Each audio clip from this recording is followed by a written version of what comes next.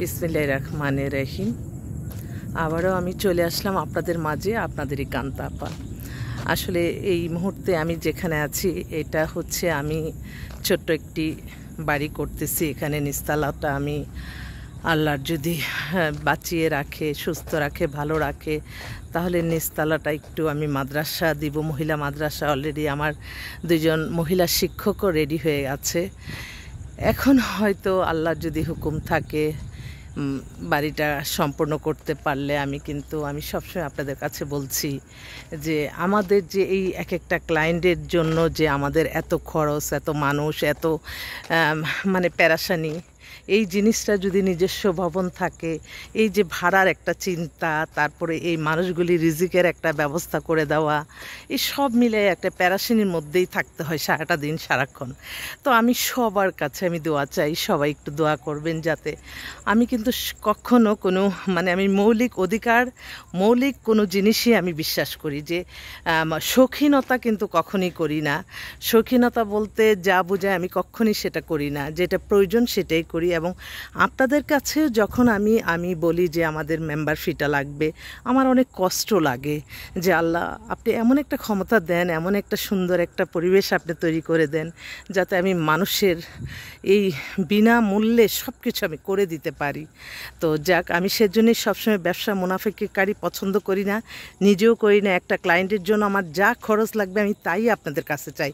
এবং আমি প্রত্যেকটা সময় আমার মেমোরিতে থাকে আল্লাহ তার যে এক কাপ চা খাবো সেটার বিনিময়ে তাকে আমি যাতে 1000 গুণ দিতে পারি।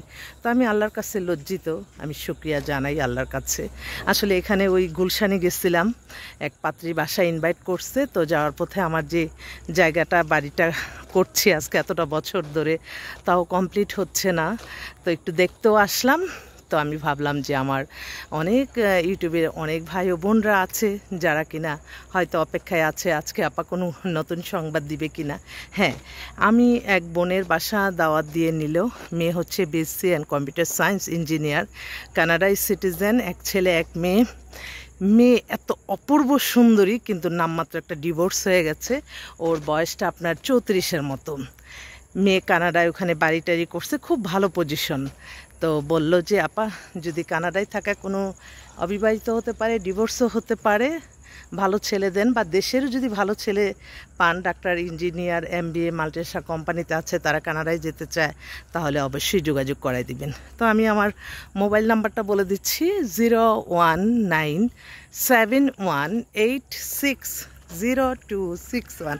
আসলে এই অন্ধকারে আমাকে দেখা যাবে না, তারপরও আপনাদের বিশ্বাস তো রাখতে হবে। এই যে আমি আপনাদের অন্ধকারে দেখা যাচ্ছে না, ঠিক আছে, আমাকে দেখা যাচ্ছে না। তো ভাবলাম আজকে আসলে আশুরার আলহামদুলিল্লাহ, কালকেও রাখবো রোজা, আল্লাহ যদি কবুল আর মঞ্জুর করে নেন। বর্তমানে একটু সমস্যা হচ্ছে, কিছু কিছু ছাত্র আন্দোলন হচ্ছে।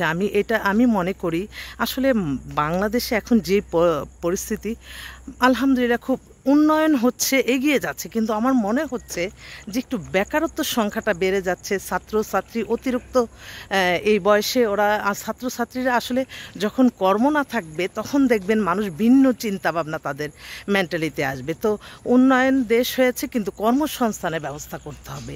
বেশি বেশি কর্মসংস্থানের ব্যবস্থা করলে হয়তো এই যে ছাত্রগুলি বের হচ্ছে তারা যদি জব পেয়ে যায়, তাহলে কিন্তু তাদের মধ্যে কোনো অস্থিরতা থাকবে না, দেশও শান্তি থাকবে।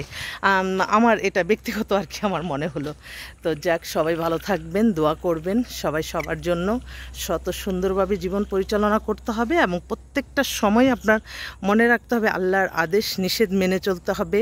প্রতিটা সফলতায় কিন্তু আপনি সফল হবেন তখনই যখন আপনি আপনার কর্ম দ্বারা মানুষের কল্যাণ হবে। আমি তো প্রতিটা সময়, প্রতিটা মুহূর্তে আল্লাহর কাছে আমি লজ্জিত।